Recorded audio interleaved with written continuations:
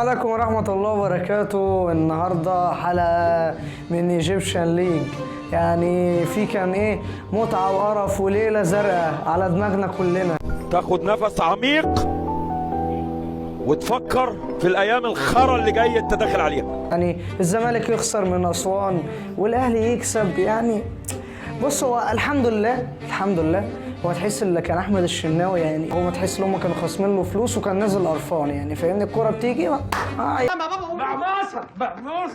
مصر خلاص هم هيقولوا عليا هنا يا معمص. والجون بتاع حسين الشحات اللهم صل على النبي عليه يعني. بس نيجي بقى في اداء النادي الاهلي.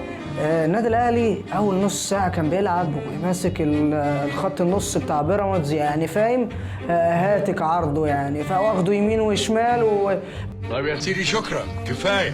يبتدي بقى الماتش بقى في ايه؟ من بدايه عمرو السوليه. انت الماتش كله هو مفيش غير عمرو السوليه